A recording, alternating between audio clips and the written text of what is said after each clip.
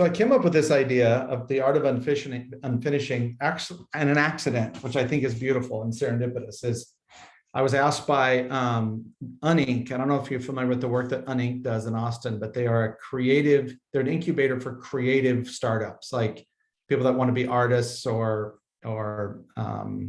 actors or movie producers, authors. And I advised the founders of that for the last 6 years.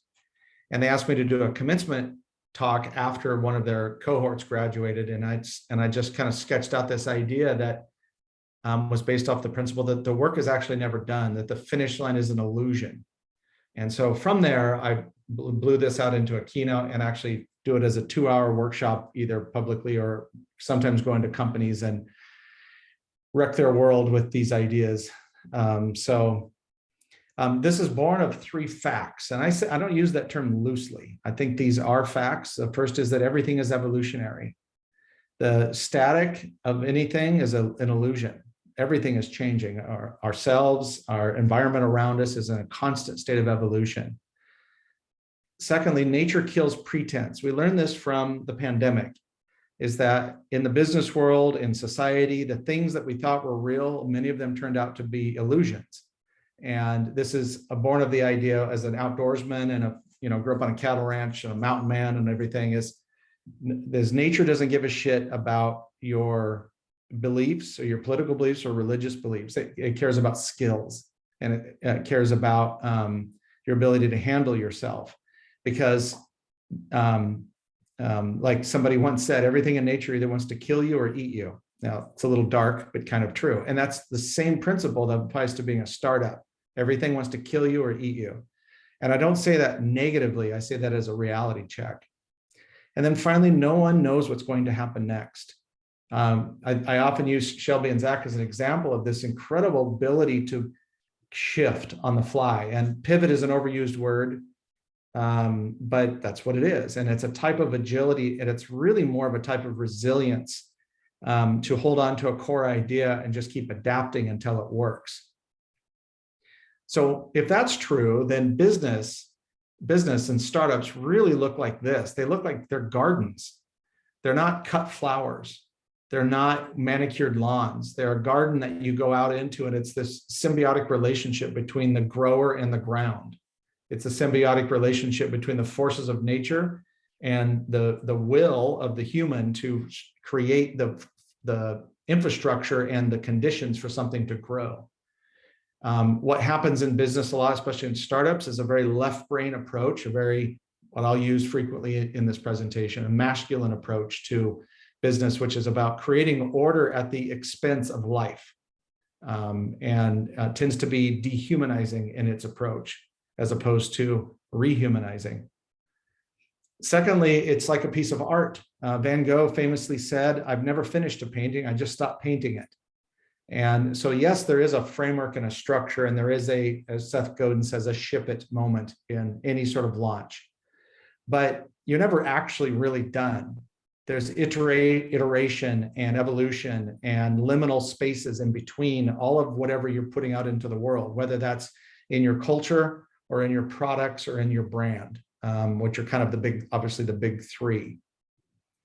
And then finally, it's the cosmos. It's the vast unknown. By my estimate, 75%, maybe more, of startup life is completely unpredictable. So it's much more akin to the creation of the universe or babies. If you're a parent, you know that you don't know what your kid's going to look like. You don't know what she or he's going to be like. Yet you still go on and we keep doing that. And we've been making humans for hundreds of thousands of years, and we keep doing it. Despite the fact that it's terrifying and we don't really know how it's going to turn out. So what these things have come from are around what I call a fear control loop. And this is a sketch from my journal, and this idea that, especially in startup, and I think this extends to anyone in a leadership position that's sort of dominantly masculine in their thinking or left brain in their thinking, is that everything is actually based off of fear. At the root of fear is shame. Shame derives a lot of behavior subconsciously in business, of shame of failure, shame of not looking cool, the shame of not being successful. Well, fear leads to insecurity, and insecurity always leads to control, which always leads to disappointment, which goes back to fear. And this is a loop that you have occasionally this perception that it's been broken or stopped by a funding round, or you get one client that sends a positive review. But because the deeper mindset is about fear, this is a loop that continues. And one of the more unfortunate things is to get funding and grow a business while this loop is in place, because I guarantee you it will come back and bite you in the ass eventually. Just look at WeWork as an example. And you can start to look at Tesla a little bit, and what's happening with their brand, or Netflix. So what I see is this is fear-based power. And this is something early on in a startup, you have to figure out within yourself so that you can figure out how to reduce it or eliminate it in your team, whether that's your co-founders, your executive team, your larger team, your investors, is eliminating fear-based power, because it's such a pervasive influence on the collective thinking in an organization. So I'm going to go through these, and I would love to hear from the participants, from you guys, which of these is something that you struggle with as a founder, or if you prefer, which one do you run into the most in other founders that you're interacting with? One is the impulse to control, to jump in and take over and apply what I call will and grip. Just hold on to it. Second is being linear and literal. Linear is a point A to point B mindset, when really success is much more of a spiral, or like this messy loop. And literal is this seeing everything at face value without any curiosity. Ethical relativism is that it's okay to do unethical things if you hit your numbers, if you make your numbers. This is usually somewhat mild. It's kind of like bullshitty language, or something where it's semi-manipulative, but at the root of it's fear, and fear inevitably leads to gaslighting in relationships. And it really creates this kind of narcissistic form of codependency between leaders, their teams, and their marketplace. Data fixation is another one. There's an obsession with data. I am not anti-data, but I am anti-data worship, because there's so much more than just the numbers. And then finally, guru worship. And this is the biggest one that I see, is startup founders, and even, second tier, third tier, all the way up to companies that have been around for a long time. They have this infatuation or this idolization of gurus that can come in. And guru worship is an indicator of a deep sense of insecurity in the business. And insecurity is rooted in shame and fear. So which of these do you see the most, or which one do you struggle with the most yourself? I'll go first. Number one, personally, I struggle with number one the most. I think, knowing lots of other founders, I think number four is something that's very common. And I think this manifests in things like trying to focus on quantitative metrics too early in the journey, and instead of focusing on more qualitative feedback from customers and qualitative metrics, which I think is a lot healthier really, really early on. But yeah, that's me. Definitely number one is the one I struggle with the most. Cool. I would say for me, probably number 5, and it's something I'm actively working on, but I think one is like a big part of it is being a woman in this business.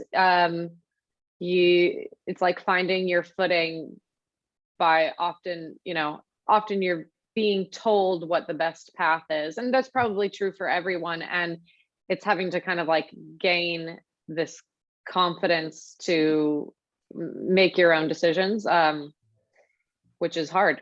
But I would also say a little bit, I agree with Shelby that number 4, I think I see a lot in other people, even like my co-founders. But number 2, I would say probably have a little bit of it. And I think that is likely because how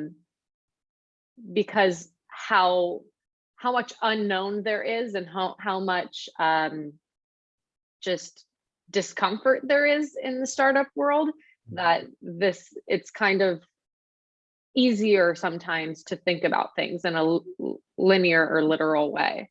It's less scary. Yeah, good point. It is sort of a fear management response or a survival response. Yeah. Yeah. Mm-hmm.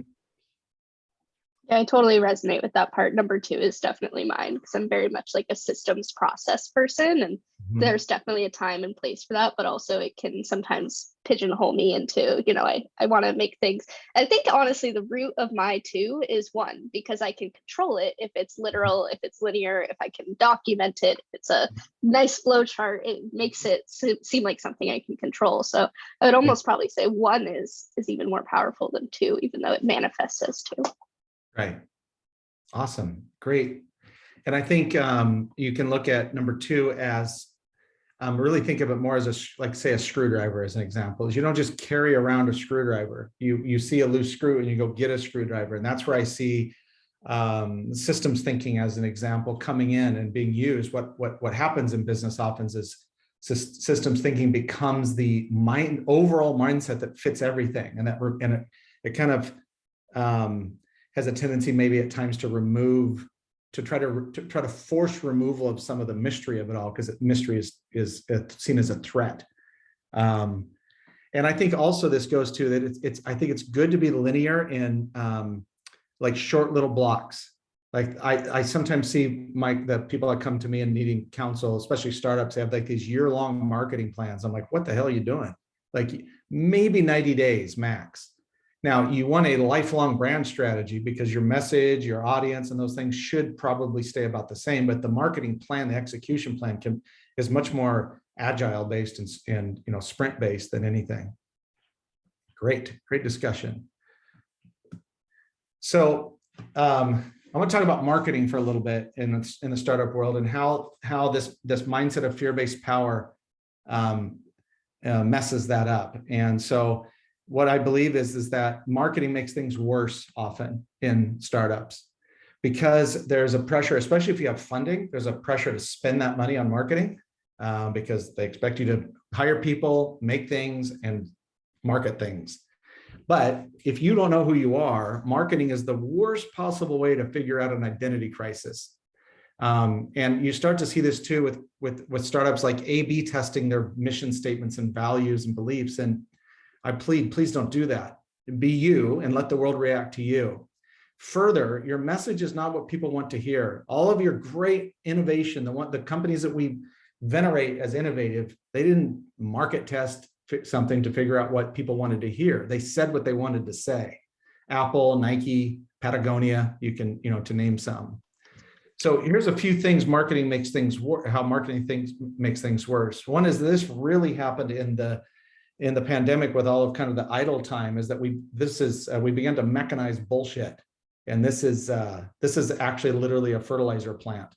And so this is my representation of things like ClickFunnels and the drip campaigns and landing pages and lead magnets and all of that stuff that the digital world, the digital people proclaim as gospel of how to do marketing in this era. And I am not against automation. Automation is awesome. What I am against is mechanizing bullshit, because I think it creates marketing fatigue.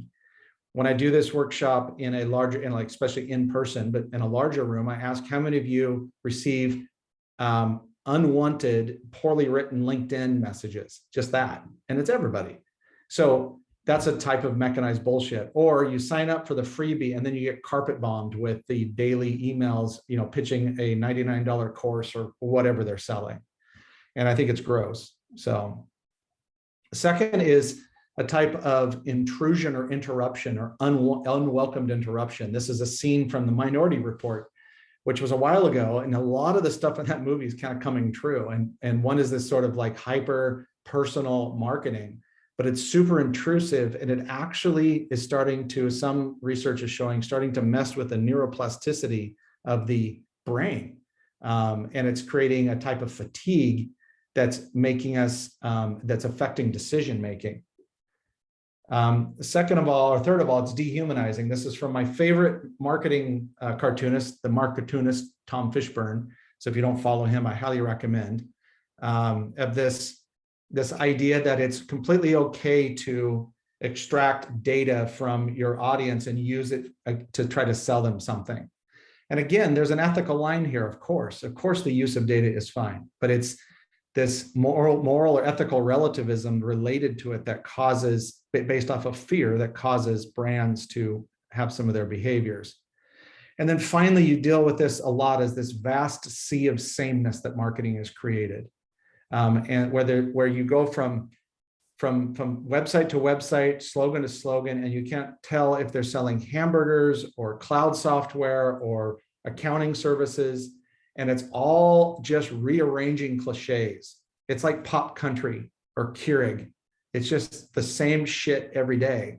And there's nothing different about it and nothing interesting. And as I said, brand language in particular is poetry. It's supposed to be original. And the excuse I sometimes hear with people is that, well, we don't know what to say. Well, if you don't know what to say, don't say anything, because saying something that sounds like everybody else is expensive because it doesn't work and it hurts your brand. So that's the only kind of negative or dark or blunt part of today. But I wanted to pause on any of these to see if you have any questions about some current pressures of the shoulds of marketing a startup. I wanted to pause there before I continued. Any questions about the shoulds and social pressures of marketing tactics in a startup? I think there's a constant pressure, like a short-term versus long-term type of pressure, where so much of this stuff that is negative can work in the short term. Yeah. Or can work well enough for founders to justify doing it or trying it. And like you said, it's expensive, but it's expensive in the long run. And so I think that's a struggle that I have and a lot of founders have, is this trade-off between short-term results and doing what is best long-term for the business. Yeah. I agree that, branding in particular is like making bourbon, not White Claw. It takes its own sense of time, but that's often at conflict with the pressure to produce results. And I think you can do short-term marketing if you're willing to actually be different, actually say something original, actually say something that might offend. And I think that's the key to it. What makes it, you can choose to either operate from a language of manipulation and what has been for years called FUD, fear, uncertainty, and doubt, or you can invite them to a new way of thinking. But that requires a level of courage to be provocative. I look at the success of Liquid Death as a now a very successful water brand, took water and made it interesting with their branding, or Dollar Shave Club as a couple of retail examples. Becca or Alicia, do you have any questions about marketing tactics in this modern high pressure world of startups? No, I mean, I think it's super relevant to me. We're actually, we're fundraising, and we just completely changed our fundraising plan because originally we were being pressured to raise a lot more and do a huge marketing push. And it just really didn't feel good to us. And we've completely switched where it's everything we've been talking about, where, it feels like it takes, by sometimes having all of that money takes the creativity out of it, where you kind of go down the same path everyone else does, and you're showing up in front of people the same way everyone else does. And I don't know, I like your, I think that there's a lot of things that I say to people in pitches, like investor pitches, that I strongly believe are the mission of the company. And you bring this up, I'm like, why am I not saying that in the small amount of marketing that we're doing? Why isn't that what I'm saying? Yeah. Yeah. Thank you for sharing that. I also think that if you do raise enough money and that you do have a robust marketing budget, it's very important to understand the difference of based off of the business model. And I have found that anything involving community building, spending money on advertising is usually just a waste. It's a little bit like that if you have a movie or a book that you have to over promote, that's because it probably sucks. Because all of the good shit runs off of word of mouth. And so it's really about, okay, how do I spend money? How do I spend my marketing budget on promoting word of mouth? And PR is one of the best ways to do that. And being a thought leader yourself, getting out on the podcast circuit, and then supporting some of that with obviously maybe some digital advertising. But if I had, let's say, 10 grand a month to spend on marketing, I would spend 9 of it on PR and influencers and direct word of mouth, and maybe 1,000 on ad spend, depending on if it's community building. Sometimes if you're selling like a product, a CPG, or something like a consumer product or something like that, maybe there's a different strategy there. But what you said there, Justin, reminded me, there's a great talk that an entrepreneur named Phil Libben gave like 10 years ago. There's a video of it online.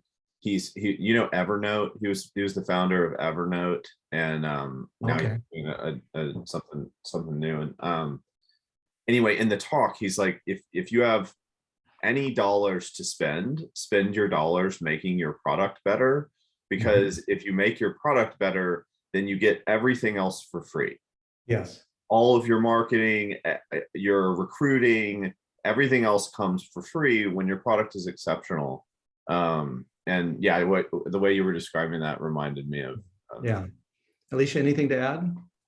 Yeah, I was actually just thinking about the same thing, Shelby, about how I think a lot of times people focus on kind of going back to the data focus. They want to get all those numbers and those eyeballs and maybe more quantity of audience, but they don't spend enough time focusing on the quality of their product or the quality of the audience that's coming in.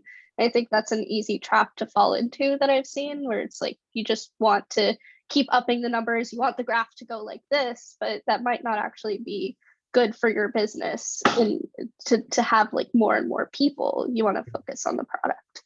Yes, exactly. And I think it's a game to a large extent, in that if you are pitching investors, they're basically bankers. So there's not necessarily a lot of emotion involved in that. So if they want to know the demographics, give them the demographics, but really build your branding around your psychographics, because demographics are useless unless you're selling to old people and Trump supporters. All of the other demographics are like tiny little micro fragments. Those two groups are very predictable, unfortunately, sometimes. So this idea of unfinishing is really a founder mindset. Now, a founder mindset can go to, out to your leadership team, and certainly out to your team, but it starts with you. And there's 3 principles behind it. The first one is, let that which is supposed to end. Some people need to quit. Some products need to die. Google is famous at this. They just they spend a bunch of money and promotion and investment in Google Glass, and then they're like, oh, well, okay, we did that, and we let it die. Adobe is also famous for this. Number 2 is the opposite of scarcity mindset is receptivity. You can look at neuroscience and neuroplasticity and look at the power of accepting reality. And there's a great book out there called Acceptance, about how the way to manage the unknown is to choose to be receptive to the reality. And what creates a lot of behavior in startups is the scarcity mindset. Now, this Carol Dweck and others have written about this at length, and they talk about abundance mindset. And I find that to be a little unhelpful as a startup, because it's scary shit. And that doesn't change. You can be as abundant and hopeful as you want, but receptivity is really just about receiving what is and working with what is. And this is something they teach, Navy SEALs as well. And then the third one is very mystical by design, which is what's next is revealed, not decided. If you think back to all the choices you make in your business, you're basically choosing to react to reality. You are not determining reality. You're not this idea of I built this or I made this happen. It's kind of bullshit. I often say this with people when I'm coaching them on kind of like life stuff, as I say, if all your plans come true, then your plans were too small, because it's the things that don't work out that reveals what is the next thing to do. And this is why spaciousness is so important, and integration of from a mystical or spiritual standpoint, the integration of the feminine and the masculine is so important for founders. So one of my favorite quotes about this is from Terence McKenna. And for those listening, I'll just read it real quick. Chaos is what we've lost touch with. This is why it's given a bad name. It is feared by the dominant archetype of our world, which is ego, which clenches because its existence is defined in terms of control. So that's pretty cool. So what we're talking about with unfinishing, the art of unfinishing, is really about seeing chaos as a positive. So do you know who this is? Okay, this is Yvonne Chennard. Yvonne Chennard is the founder of Patagonia. He's not directly involved in the business anymore, maybe on the board, but he's not the CEO anymore. And Yvonne Chennard is my favorite example of, one of my favorite examples of the unfinished leader, unfinishing mindset leader. Mark Cuban is also in here. Sarah Blakely is in here. Is this idea of sort of perpetual innovation and an acceptance of the mystery. For example, Patagonia does not do financial forecasting because, as he famously once said, we let our customers tell us how much money we're going to make. They do not do R&D. They don't do market research. They make cool shit that people like, and then they talk about it. And he said that everyone is instructed to design things that they would use themselves, which is a beautiful, profound type of trust. So Yvonne, as my model here, has these characteristics. And what I'd love you to do is, I would love to have you give yourself a little bit of a score of 1 to 10 on each of these, 1 being low, 10 being high. So number 1 is a deep sense of self-awareness. Number 2, you have a unique leadership point of view. You have a unique worldview about how to be a leader or how to be a founder. You're not Michael Bublé, you're not a karaoke singer. You've got original ideas. Number 3 is you live by a code of ethics, or you could say you have standards, not just processes. You're heart-centered, which is another term for people-centered, is that your first reaction is what's right for people, not what's necessarily right for the business numbers. Number 5 is you're insatiably curious, and number 6 is you're courageous. And courageous is a behavior, not a feeling. So you're courageous in your behavior. So I'll pause for a second and just run down and give yourself a little number for each of these.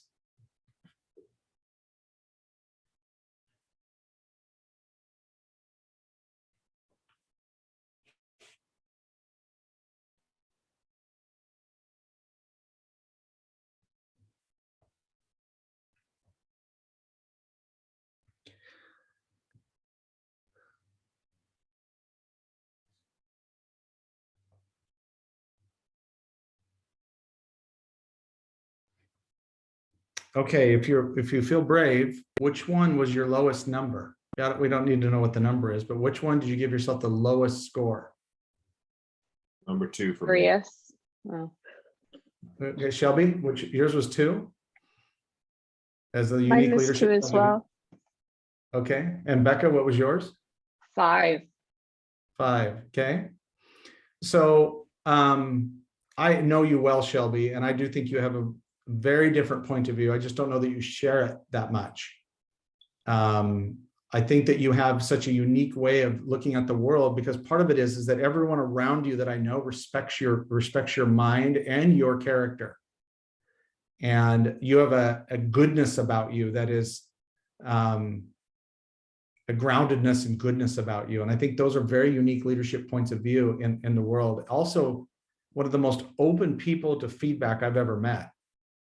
Like, you seem to have no ego about feedback. And I've over the years said some very blunt things to you about things that you and Zach were working on. And you're like, okay, and so those are all very unique leadership points of view. It's just a matter more of expressing them. Yeah. I don't know you, Alicia, but maybe that's true as well. Is that maybe you do have a unique point of view. And if you don't, it's the starting point for this is, what do you want to challenge? What conventional norms do you want to challenge, or social conditioning in the business world do you want to challenge? Because being a heretic is really good for your brand. And Becca, yours was 5. And so I'm curious about, pun intended, why you considered it lower. What is the evidence that that's true? I don't know. I think that, you know, a lot of the other ones I feel pretty high. My number feels pretty high.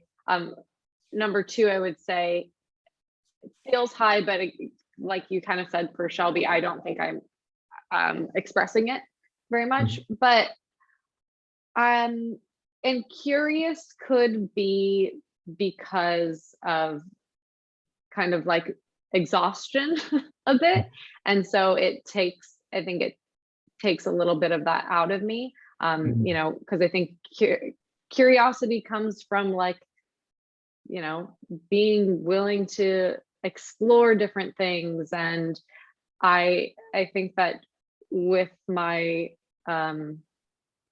with all of the other things on my plate, that's kind of the thing that falls off more quickly, which I don't like. I wish that I want it to be higher. But I don't know. I guess I also I look at other members of my leadership team and I notice that that feels higher in them than it does in me. Yeah, I appreciate your vulnerability there. I get it. I think that one of the major skills to learn as a founder is healthy disassociation. And so, because it is exhausting, but if you're not physically being threatened, your mind doesn't know that, and it makes up a bunch of shit about what's going on. And then it can sometimes lead to impulse issues related to coping mechanisms and a bunch of other stuff. That's, you know, why mental health is so essential for founders, because it's one continuous traumatic event. And so the curiosity is another type of ways to create a healthy disassociation. So I've had, for example, this week, some very long days, and my brain's tired, my eyes are burning, you know, at night. But I'm just like, oh, I'm curious. Oh, look at that. Look at me. Look at this person. And I can separate myself from it, and then I can do the check. Okay, I'm with my partner's good. Our son is good. My other sons are good. You know, the world seems like it's falling apart, but this world I'm in right now is just fine. And you know that it allows that curiosity to come back in, even being curiosity about the shitty stuff, about the fatigue or anxiety or bouts of depression that come with being a founder. Being curious about it all is the greatest antidote, to addressing some of those things. Good, very good. So here's some mantras of unfinishing that I wanted to share with you. And the first one is embrace the mystery. And this is a kind of a Zen thing, really. And Pema Chodron, the great Buddhist monk, refers to this as the permanent sense of impermanence. Is, I think, a lot of suffering that founders have is the idea that things should be different than they are. And embracing the mystery is that which I don't know contains everything that I need to do next. And that's why I say that leadership is about walking into the unknown, and management is about managing the known. And those are very different things. And getting those backwards is a great source of suffering, of trying to manage the unknown and lead the known. It's just can't do it without being an authoritarian. So embrace the mystery. Number 2 is, again, this is kind of more spiritual, but it's Albert Einstein, you know, also believed this, that the intuitive mind is a sacred gift, of using intuition. And then the nuance here, the discernment between intuition and instinct. Instinct is about not dying or not being kicked out of the tribe. Those are kind of the 2 main instincts that we have. And then we have, those are at the reptilian and mammalian level of the brain. Then you have the neocortex level of the brain of instinct, which is much more about like stability within relationships, predictability of the future. Underneath all that is intuition. And, you know, there's some emerging neuroscience around consciousness, that it's actually part of the brain. It's not just some woo-woo thing, but intuition is very different. Instinct can be loud and kind of shrieky. Intuition is kind of soft and insistent. And there's a sense of intuition of not about about correctness, but about rightness. And also intuition is based off of listening first. It's just tuning in and listening and just being with something. The third thing is make the world react to you. And this goes back to a large extent related to brand language, is using language that is artful, like Freda, being an artist, not an engineer when it comes to messaging and branding, and saying what you really want to say. One of the exercises I love to do is what I call the 2 shots of tequila exercise, is what would you say about why someone should buy from you if you had 2 shots of tequila in you? Because that's so much closer to the truth than wordsmithing marketing copy. And the second part of this is no one is sitting around waiting to hear from you. So you have to make them react to you. And again, the best way to do that is to be provocative and evocative as long as it's sincere. That's the key. The next one is that creativity is a discipline. May Kobe Bryant rest in peace. So creativity is a discipline that founders need to learn early on, especially when so much stuff is time-bound. Creativity, like intimacy, does not do well in time-bound situations. You have to create the space of creativity, and that creation of space of creativity is a discipline. Charlie Gilkey writes about this a lot in his book on basically project planning for creatives. Your great minds of innovation, like Thomas Edison, all had a lab. They had a place they would go play, and that was a discipline unto itself. And I encourage every founder I talk to have 1 to 2 hours of unbound time, meaning you block it out and then you don't sacrifice it, and then you use it to create something. The goal of that is output. Even if you journal for 2 hours about all of your dark feelings about being a startup founder, or maybe you write a piece of content or shoot a video or write a poem or something, and watch what happens, because what we're doing is we're exercising the right brain. And most founders they look like the guy at the gym that only does upper body. They got sort of creative chicken legs because they don't work out that part of their brain. And problem solving will be different, recruiting will be different, pitching will be different if you can balance out the hemispheres of the brain. And again, what you're doing is you're integrating masculine and feminine into your experience that you're sharing with the world.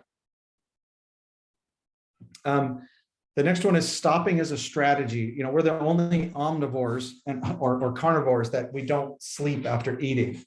And metaphorically, we have a curse. We have this sort of Protestant work ethic, social conditioning that if you're not working, you're lazy. And the rest of the world looks at that and goes, "That's bullshit." And so we have this thing now in our country where that the burnout is some sort of badge of honor, or hours in working on a project is a badge of honor. And yes, you got to grind sometimes, and yes, you have to hustle, but we know that if you don't take care of yourself, then you will burn out and you will make poor decisions. And that's ultimately what we're talking about here, is we are idiot proofing your business from yourself. And that's where that comes in. I also want to point out that mental health, again, is essential here. And if you are a trauma survivor, especially a childhood trauma survivor, and you have unresolved childhood or past life trauma, it is secretly governing you. Carl Jung said that until you make the subconscious or unconscious conscious, it will govern you, and you will call it fate. And that happens in your thinking too, related to being a founder. And you don't really resolve that type of trauma integration without stopping. Go to therapy, have a spiritual practice, do the things that make you centered and grounded in who you really are, not what you needed to be to survive the trauma.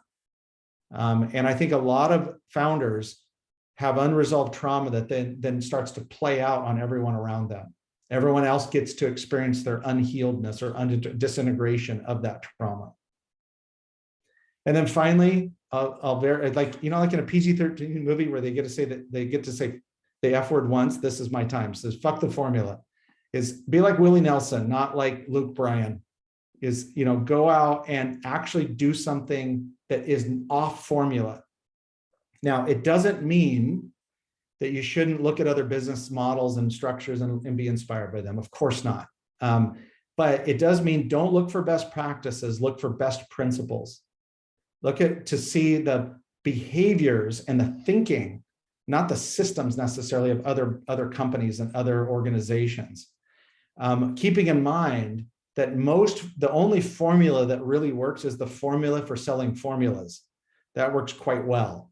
But for the rest of everything else is make your own recipe, make your own way of doing things. Of course, again, polling from various places, just as Willie Nelson did, influenced by a variety of different artists to create who he is, to still as a dominant brand in the music industry. So I'm going to pause here with it and see if you have any questions, and I can go back through each of those if you want, or if one of those popped up for you, you're like, when you heard it, something moved in you. I'm really curious to see what your reactions and questions are to some of those principles or those mantras of unfinishing.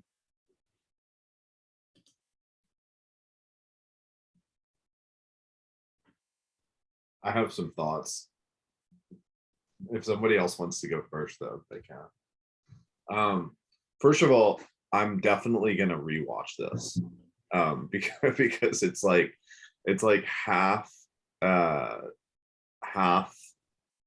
therapy session, just like thinking through my own versions of all these things. I have found to be very therapeutic for the last 45 minutes. And then half, I can tell I need to implement changes in how I operate. I just don't know what those are yet. I love the definitely some tactical suggestions there around blocking time to be creative or to create things like that. I think where I don't have clarity yet is kind of what I should do and what I should change in terms of the business, really, and how we're communicating and how we're doing the work that we're doing and that kind of stuff. So I need more time to kind of process and think about that. Sure. And I'm going to end, once the last little 7 minutes before I close is around some of those implementable ideas, especially related to marketing and branding. Awesome. Becca or Alicia, anything that jumped for you, anything you want to express or ask related to what you just heard of those mantras? I mean, for me, all of it. Yeah, I agree with Shelby that I want to go back and rewatch it, because even just the whole thing, but even just the last little bit about, I think talking about stopping is I took a really deep breath. I was like, oh yeah, because we do live in a society where, you're right, we wear it as a badge of honor, and if we're not doing it, even if no one else knows we're not doing it, there's this internal guilt, even if it's self-care and I know that I need it for my mental health and my well-being. There is also a layer of guilt on there that sucks. So yeah, I think that just talking about, I think being as strict with kind of my mental health and balance practices as I am with everything else. And I think I really like the putting aside time for creativity, because I know that I'm a super creative person. That's what I've pursued most of my life. And I think that in the last year or so, I've lost a lot of that because I've never thought of it in the way that it's a discipline. And that's really kind of, I think it only helps the business to have time to let the creative juices flow. So yeah, I really like it. Great. I agree that whole part about just kind of slowing down and allowing for time for creativity and stopping. It's just, it's so counterintuitive to what we're told constantly and what media feeds us. And I love it. I went to a workshop earlier this year, and the title of it was "What if you just stopped running?" And I saw some similar themes there. And I just kept thinking of that question, like, what if I just stopped running? What if I stopped and slowed down and took a look around me? And I think for me, that goes to the part that you were talking about, the trauma response, is like, I definitely have some like childhood trauma that I'm working through as a founder and in general. And I've just noticed that every time I've been able to stop and like really think about things and look at where I am and make sure that I'm not operating out of a place of scarcity that doesn't exist anymore, that I did experience when I was younger, like that just helps me as a in like personal level and as a business owner as well, for the impact that I get to make with the clients that I work with. So I thought that was really powerful. Good. Good. Also, really, I think one of the hardest things to do is fuck the formula. Like, this is incredibly challenging, I think, for a lot. I mean, it's definitely challenging for me, but I think for a lot of founders, because it's risky, right? It's like it's a risky, it feels risky, right? It's like there's a formula, whether you're talking about, you know, marketing tactics or whatever, you know, part of the, you know, product development, whatever. I think it's really hard to have that courage to do something different.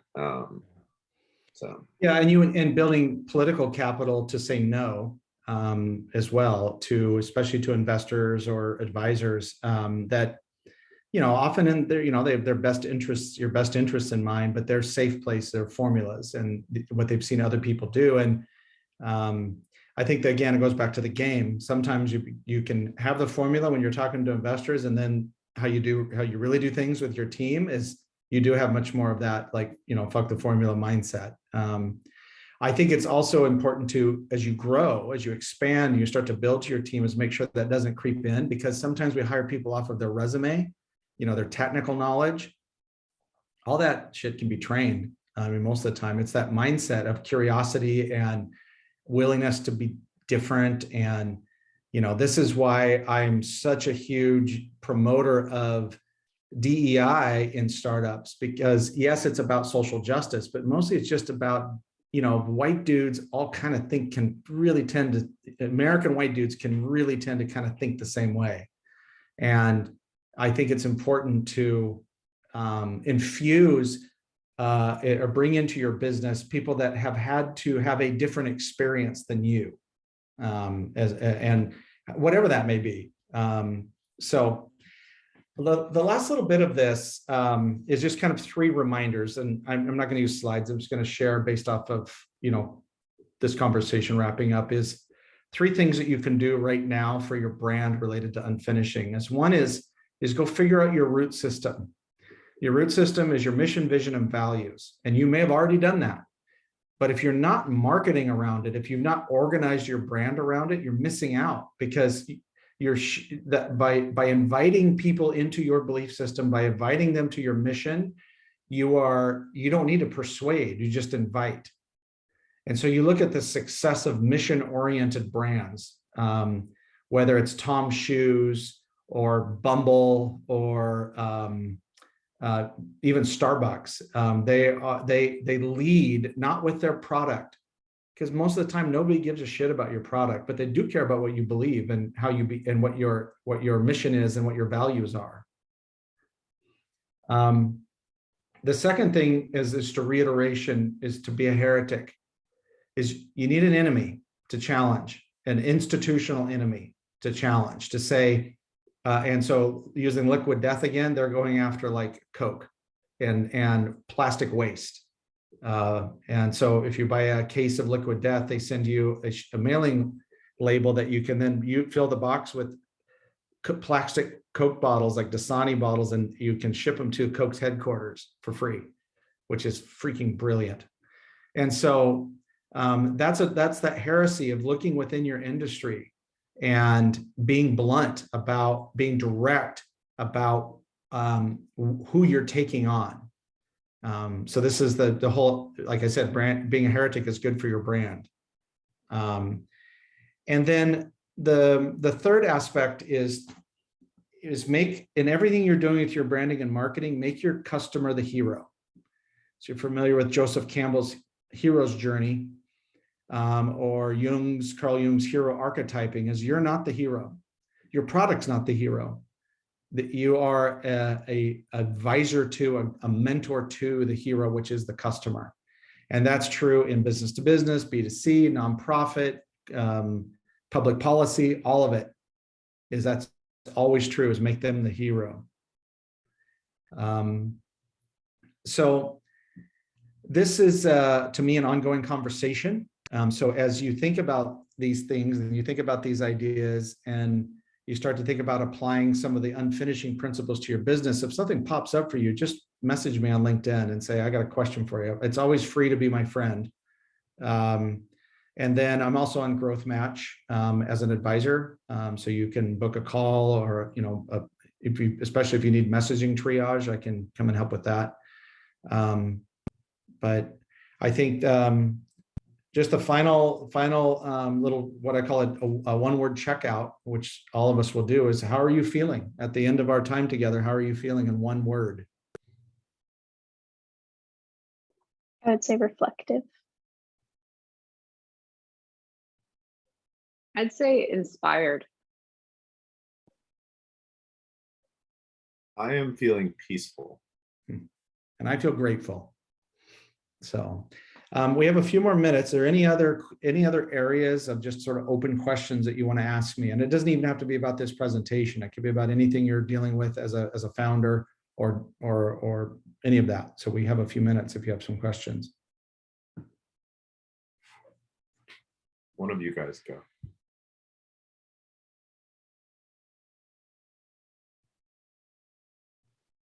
I'm like, I can't, I'm processing. So I'm like, I can't think of it. I mean, yeah. There's so much that I'm dealing with as a founder.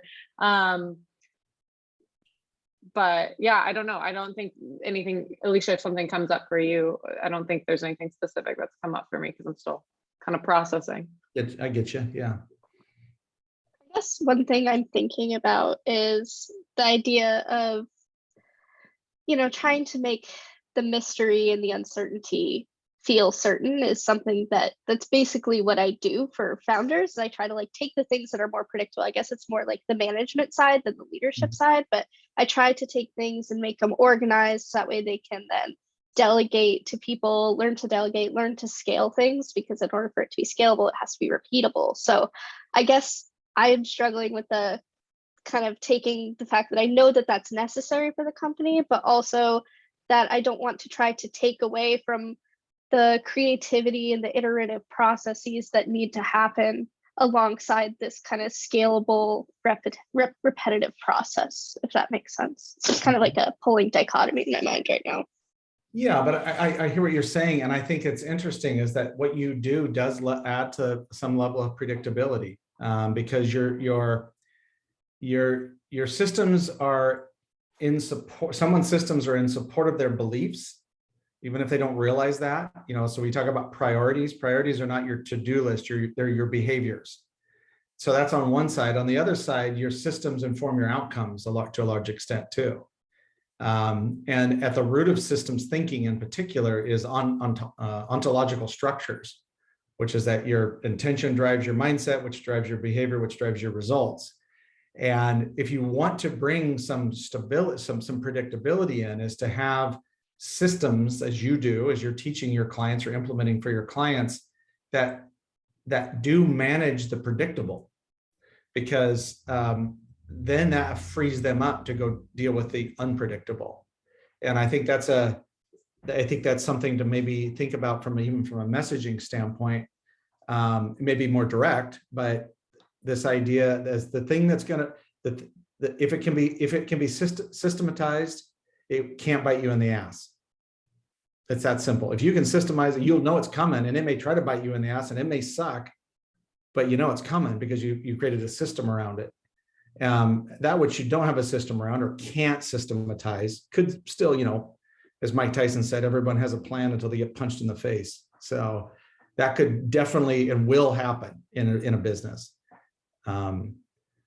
But I think what you're doing is very unique. It's not unlike Becca, you're bringing that sense of safety and trust to it, but it's more like, I think for you, not knowing, just in listening to you, doubling down on the cause behind it. You know, it's like why this matters. So anyway. Great. I have to hop off into another meeting, Yeah, but that's thank okay. you so much. You bet. This I'll is send awesome. Shelby, I'll send you the deck via Slack, and then you share it at will. Nice to meet you both. Thanks for your Thank great you. questions. too. All Awesome, right. Justin. Thank you so much. for doing this. Bye-bye. Thank you. Thank you. Bye. Bye.